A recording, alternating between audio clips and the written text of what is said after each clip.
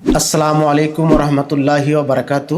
লাব্বাইক আল্লাহুম্মা লাব্বাইক, লাব্বাইক লা শারীকা লাকা লাব্বাইক, ইন্নাল হামদা ওয়ান নি'মাতা লাকা ওয়াল মুলক। আমরা একটি পবিত্র হজ সম্পর্কে আলোচনা শুনব।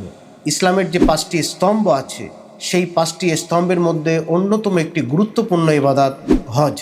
হজ যে ইবাদত যা আর্থিক ও শারীরিক সক্ষম প্রত্যেক মানুষের জন্য জীবনে একবার হলেও, যদি তার সক্ষম হয়, অন্তত একবার হলেও তাকে হজ পালন করতে হবে। এটা বাধ্যতামূলক। সেই হজের মরশুম চলছে। আমরা দেখছি গোটা বিশ্বে থেকে, বিভিন্ন দেশ থেকে হাজিরা, লক্ষ লক্ষ হাজিরা তারা হজ পালনের উদ্দেশ্যে, কাবা শরীফের উদ্দেশ্যে আল্লাহর মেহমান হিসেবে হাজির হওয়ার জন্য তারা অনেকে রওনা দিয়েছেন ইতিমধ্যে। আমরা জানি এই হজ আমাদের জীবনে কতটুকু গুরুত্বপূর্ণ এবং এর গুরুত্ব ফজিলত কোরআন হাদিসের আলোকে কি বলছে সেটা আমরা একটু শুনব। মহান আল্লাহ পাক রব্বুল আলামিন কোরআন পাকের মধ্যে পরিষ্কার করে বলছেন, মানুষের উপরে আল্লাহর জন্য এই ঘরের হজ ফরজ করা হয়েছে। ফলে এই ঘরের সঙ্গে, আল্লাহর কাবার সঙ্গে মানুষের একটা বিরাট নিবিড় সম্পর্ক রাখা রয়েছে, এর ইতিহাস রয়েছে এবং মানুষের গুনাহ মাপের একটা সুযোগ দেখা যায়। নবী করিম সাল্লাল্লাহু আলাইহি সাল্লাম বলেছেন, যে ব্যক্তি আল্লাহর সন্তুষ্টির জন্য ও অশ্লীলতা পাপ থেকে বিরত থাকার জন্য হজ পালন করে, সে একজন নিষ্পাপ শিশুর মতো ঘরে ফিরে আসে। ফলে আমরা হজ পালন করলে কি হয় পরিষ্কার বুঝতে পারলাম। নবীজির কথা অনুযায়ী, নবীর বক্তব্য অনুযায়ী, নবীর বাণী অনুযায়ী কেউ যদি আল্লাহ পাকের সন্তুষ্টির উদ্দেশ্যে হজ পালন করে এবং অশ্লীলতা থেকে বিরত থাকে, তাহলে নবীজি বলছেন সে একজন নিষ্পাপ শিশুর মতো হয়ে বাড়িতে ফিরে আসে। ফলে এইরকম একটি গুরুত্বপূর্ণ বিষয়, সেই গুরুত্বপূর্ণ বিষয়ে আমরা আজকের আলোচনা করছি। আল্লাহ পাক আমাদের যেন প্রত্যেকের এই পবিত্র হজ পালন করার সৌভাগ্য দান করেন। সকলে বলে আল্লাহুম্মা আমিন। এবং জান্নাতের একটা মাধ্যম, জান্নাতের একটা বড় মাধ্যম এই হজ। হজ পালন করলে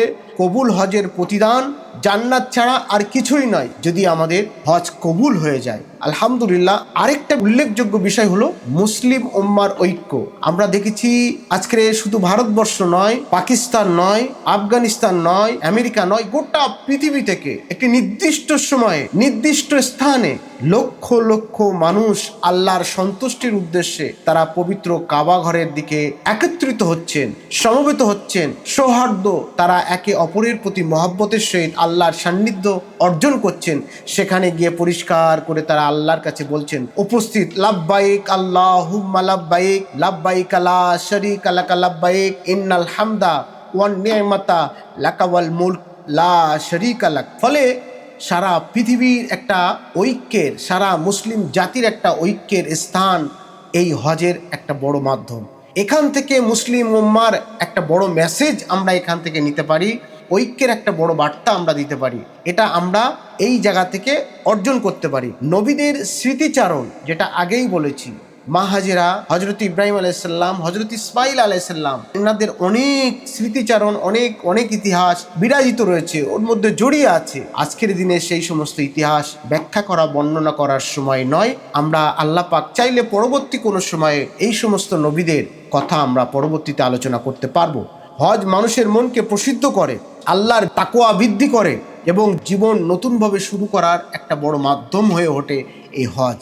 তাই আমরা সম্মিলিতভাবে এই পবিত্র হজ আল্লাহর সন্তুষ্টির উদ্দেশ্যে পালন করতে পারি, এটাই আমাদের মূল লক্ষ্য উদ্দেশ্য হোক। এটা করলে আমাদের জীবনে ইহকাল এবং পরকালে সমস্ত কিছুই আমরা আমাদের সঠিক দিকে, সঠিক রাস্তায় আমরা পৌঁছতে পারবো। আল্লাহ পাক আমাদের শোনার থেকে বেশি বেশি করে আমল করার তৌফিক দিক। ওয়া আখিরুদ দাওয়ানা আলহামদুলিল্লাহি রাব্বিল আলামিন। আসসালামু আলাইকুম।